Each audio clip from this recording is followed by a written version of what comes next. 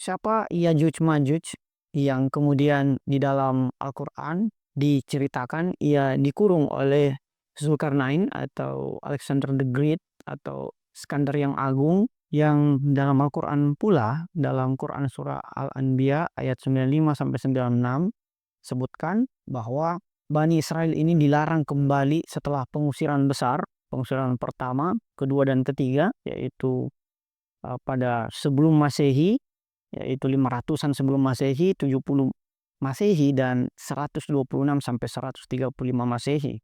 Itu tiga pengusiran besar.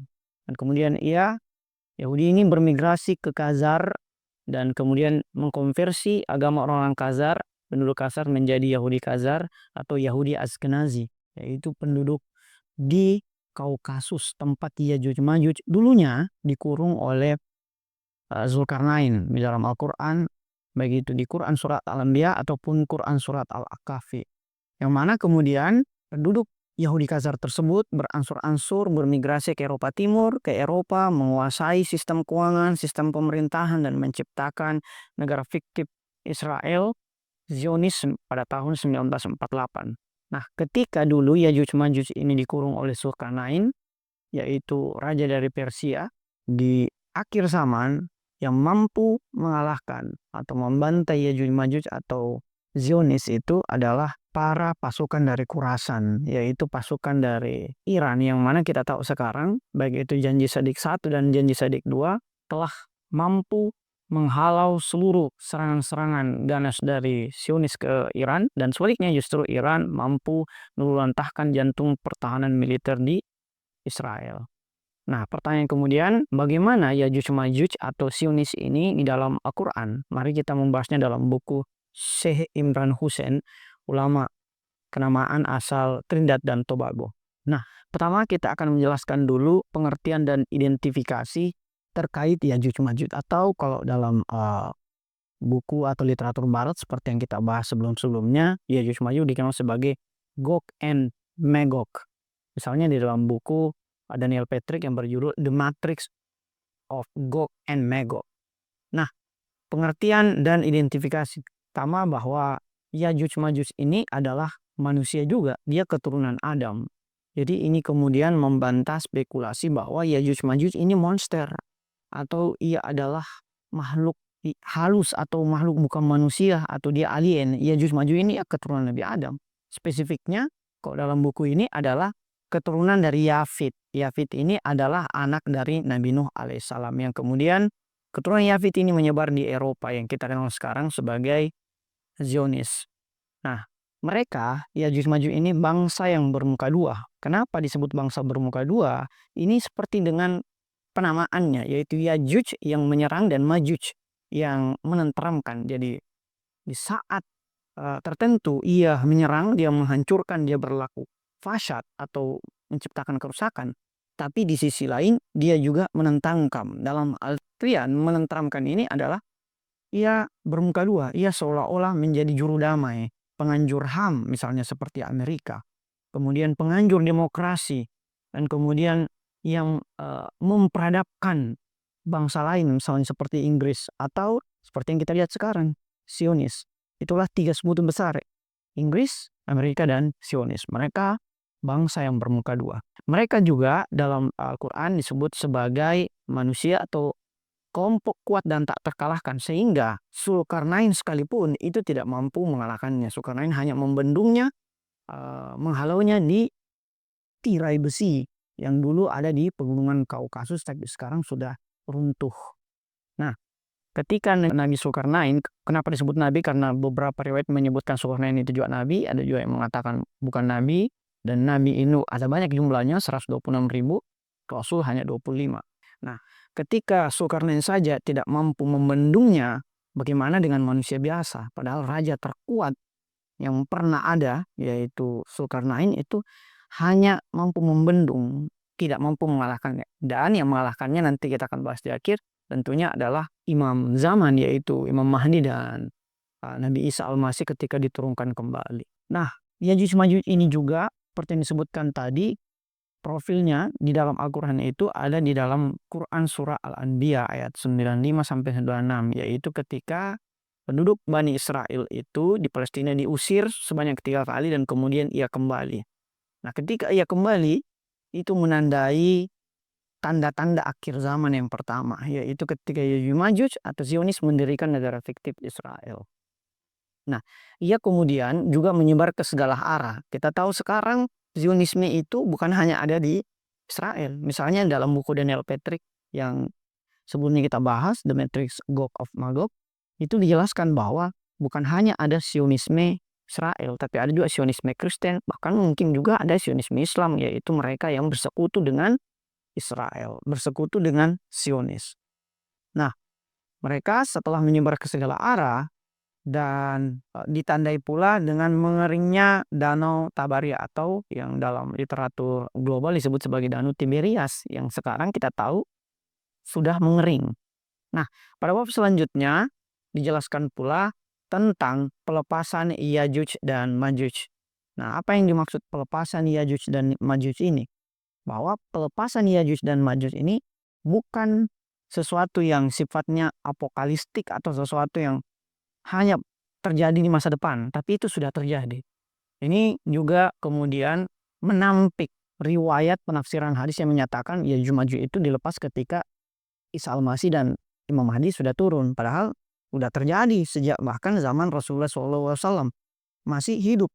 Ketika sahabat bertanya bahwa berikan kami pengetahuan tentang Yajuj Majuj, Rasulullah SAW bersabda bahwa mereka sudah pernah dilepaskan karena tirai besi yang menghalanginya yang dibangun oleh Zulkarnain menggunakan tirai besi itu di dalam Quran surah Al-Hadid, Quran surah besi, itu sudah bocor sebesar cincin kalau kata Rasulullah SAW dalam sabdanya tersebut.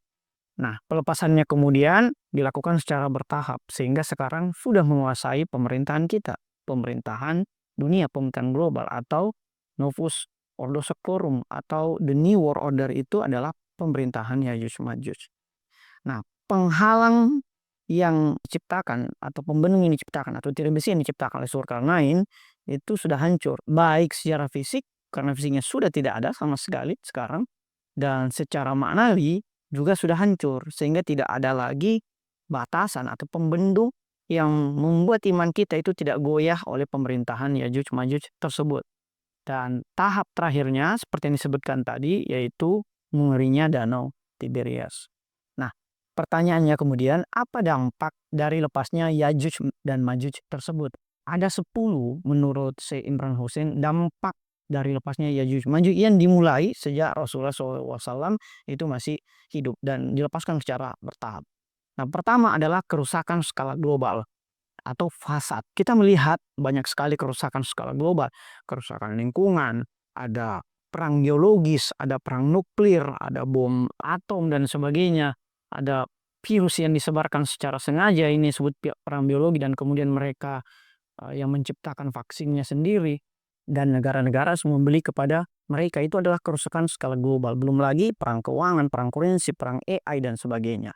Nah, mereka kemudian mendominasi dunia. Ini adalah dampak yang kedua, yaitu mereka mendominasi dunia. Sebutkan bidang apapun, mereka ya menjadi pemimpinnya, yaitu Barat. Dan kemudian terjadi benturan kekuatan antara dua blok. Ini adalah dampak lepasnya Yajuj Majuj. Ada dua blok, yaitu blok Barat, Inggris, Amerika, Israel, dan kemudian blok Timur, dulunya Uni Soviet. Nah, sekarang Uni Soviet setelah runtuh, kemudian menjadi Rusia, itu tidak bisa kita maknai sebagai blok timur lagi. Kenapa? Karena kita tahu bahwa dalam penafsiran Al-Quran, dalam buku ini dijelaskan juga bahwa Rusia itu adalah bangsa Rum atau Romawi Timur, penakluk Konstantinopel yang pada akhirnya akan berkoalisi dengan pasukan Muslim.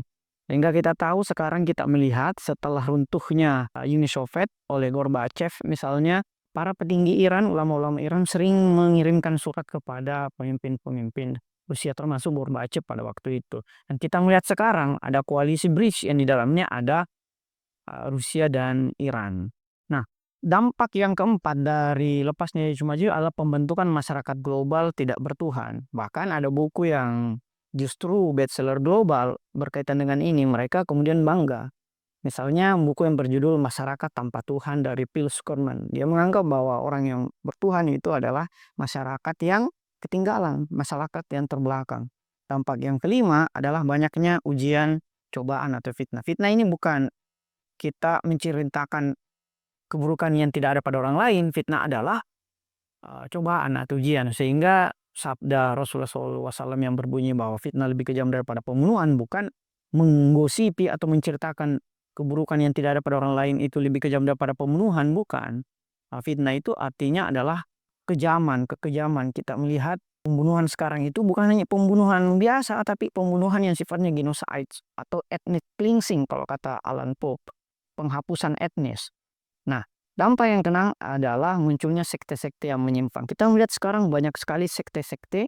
Ada yang menyebutkan bahwa Islam 73, Nasrani 72, Yahudi 71.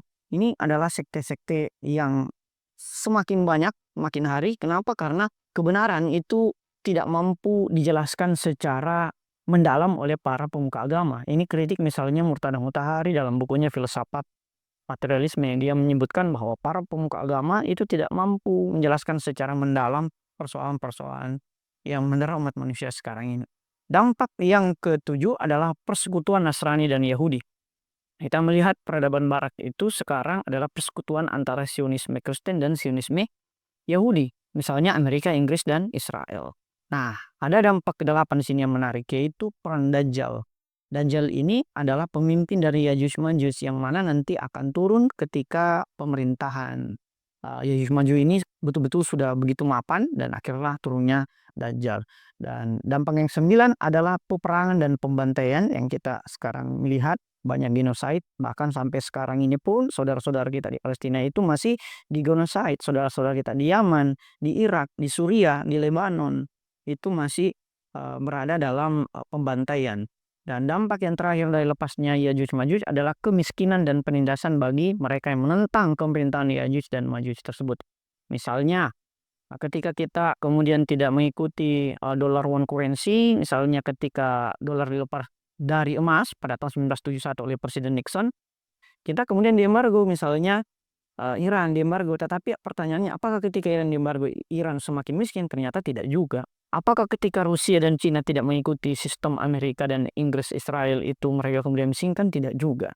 Nah, kita masuk ke dalam tanda-tanda akhir zaman bahwa dilepasnya Yajuj Majuj tersebut adalah tanda-tanda datangnya akhir zaman. Sehingga kita harus memahami secara urgent mengenai tanda-tanda tersebut. Nah, salah satu tandanya adalah penampilan dan kenyataan itu berlawanan. Kita biasa mendengar sebuah hadis bahwa Dajjal ketika turun membawa api dan sungai. Sungai itu adalah api dan api itu adalah sungainya. Ia melakukan segala sesuatu secara berkebalikan. Nah, kita melihat sekarang sesuatu yang sangat indah tampangan luarnya tapi sebenarnya sangat menjerat isinya begitu. Karena inilah yang kemudian disebut sebagai penampilan dan kenyataan yang berlawanan. Ini adalah tipuan dari pemerintahan Yajuj Majuj. Yang kedua adalah pria berpakaian seperti wanita dan sebaliknya. Kita melihat sekarang banyak sekali konten-konten prank, konten reels, konten YouTube, short, dan sebagainya.